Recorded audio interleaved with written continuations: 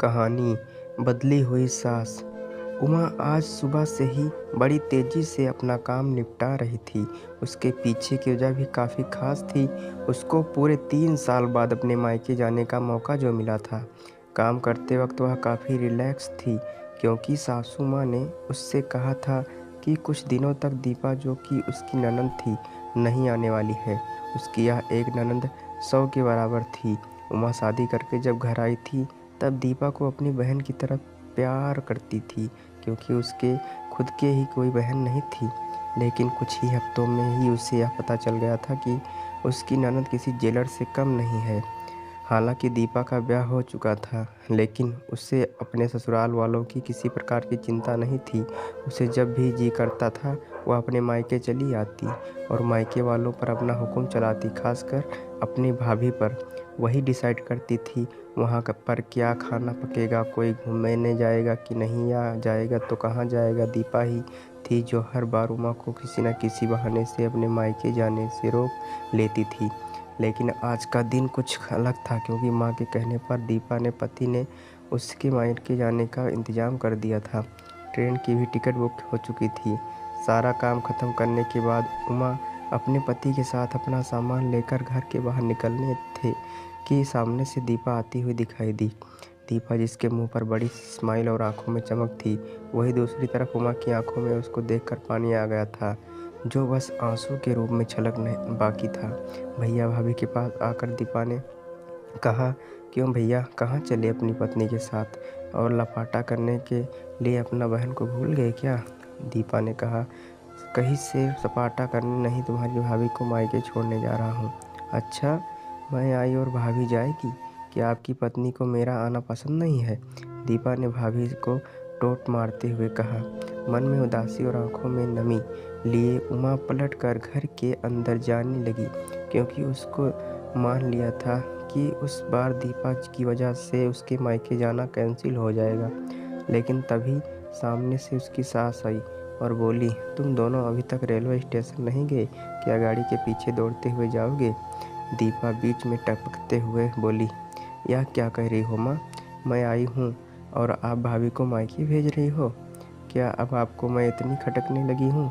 माँ ने दीपा को डांटते हुए कहा, तेरा क्या है बेटा, तेरे लिए यह मायका थोड़ी है।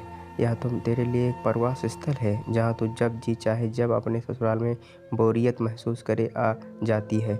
लेकिन यह बेचारी तो ऐसा नहीं करती, बल्कि वह तो जब जाना चाहिए तब भी अपने मायके नहीं जाती। इसलिए उसका अभी ये मायके जाना बहुत ज़रूरी है। मैं तेरे या मेरे या किसी और की वजह से उसका इस बार मायके जाना बिल्कुल रद्द नहीं होने दूंगी। पहले यह बता दूं तो कुछ दिनों के लिए नहीं आने वाली थी ना, फिर कैसे आ गई? मैंने तो ऐसे ही कह दिया था। मैं देखना चाहती थी कि मेरे न आने से भैया खुश होता है कि मुझे बुलाता है, दीपा ने वह कहा।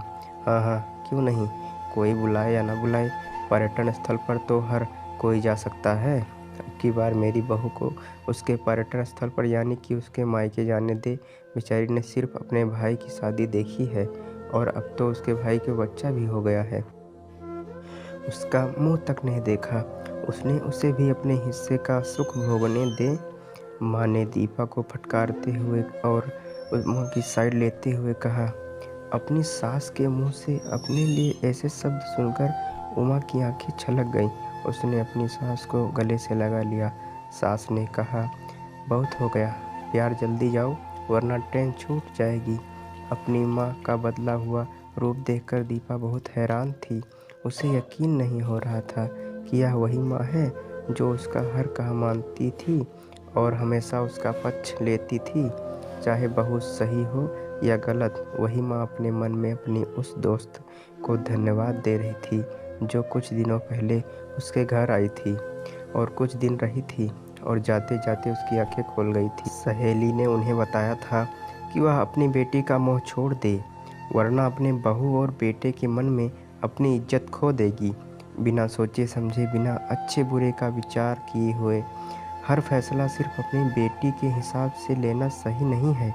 रेलवे स्टेशन पर ट्रेन के डिब्बे में बैठी उमा के चेहरे पर एक बहुत प्यारी मुस्कान थी, जिसे देखकर दीपक को महसूस हुआ कि यह वह प्यारी मुस्कान है जिसे अपने 3 साल से देखी नहीं थी।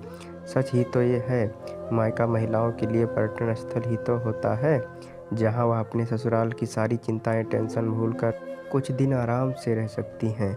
यह कहानी हमें ये सीख देती है, किसी की भी बेटी को अपनी बेटी समझना चाहिए। अगर वीडियो अच्छी लगी हो तो लाइक कर दें और चैनल को सब्सक्राइब जरूर कर लें।